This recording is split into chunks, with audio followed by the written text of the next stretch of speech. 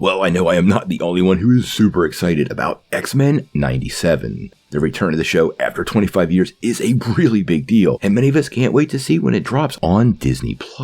Let's take a couple minutes to talk about everything we know about this upcoming show, some of the casting news, the plot, and even the release, and how that might actually have been impacted a little bit recently. Well, like I said, after 25 years, X-Men the Animated Series is finally back to life on Disney+.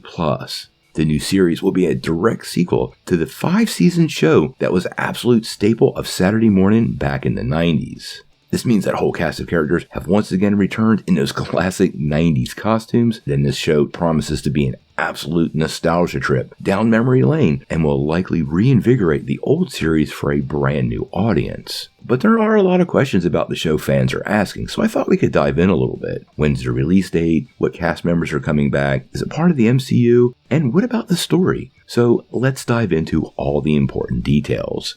We'll start with the most important one. When's the release date? Well, initially, X-Men 97 was set for release on Disney Plus this autumn of 2023. And this was announced back in 2022 at San Diego Comic-Con as part of Marvel's animation panel. And that's where they set that 2023 release date. But since then, there's been a lot going on behind the scenes at Marvel Studios with a refocus on quality over quantity. Now, nothing has officially happened to the show yet, but there have been multiple unconfirmed reports that this show, along with What If Season 2 and Spider-Man Freshman Year, could very well be likely pushed to 2024, meaning we might have quite a bit more time to wait before we finally see the X-Men suit up once again.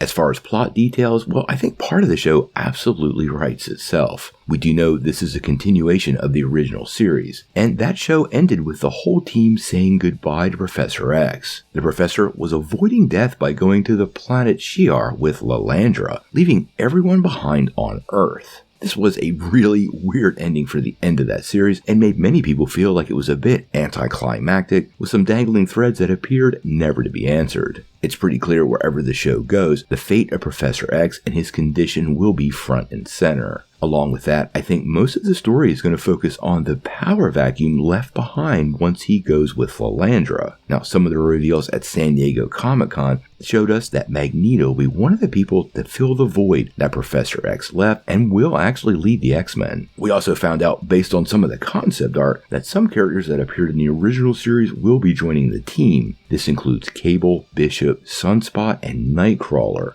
expanding the roster in a way that many fans will absolutely embrace. Now, we also know they're going to be facing off with Mr. Sinister and the Hellfire Club based on some of that concept art. We're very likely to see the Sentinels, and I do expect Magneto to go back to his old ways before we get to the end of the season. Now, how they interact with the rest of the Marvel Universe could also play into this. Remember, now they're part of Marvel Studios and they like their crossovers, making me wonder if characters like Miss Marvel could appear in the show, but we'll have to wait and see. Now, one of the upsides to this show and something that has fans pretty excited is the cast, because many of the original actors from the first show are coming back. This includes Cal Dodd as Wolverine, Lenore Zahn as Rogue, George Boozer returns as Beast, Allison Seeley Smith is back as Storm, Adrian Howe is once again playing Nightcrawler, Chris Potter returns as Gambit, Catherine Disher will return as Jean Grey, and Christopher Britton once again will play Mr. Sinister. Now, beyond that, there are a ton of high-profile actors that are attached in undisclosed roles. This includes Jennifer Hale, Ray Chase, Matthew Watterson, Holly Cho, Jeff Bennett, and many others. What characters these guys take up, we'll have to wait and see. But considering some of the new characters that are becoming regulars, and those voice actors didn't return, I would look to some of these mutants and villains that have been revealed in the concept art. One thing I did notice though is the original actress who played Jubilee hasn't been announced for the show. Now it's clear Jubilee will be part of the show, so I don't know if that's one of the roles that's been recast. There have been several that have been recast due to the actors passing away since the show concluded, which is a tragic necessity.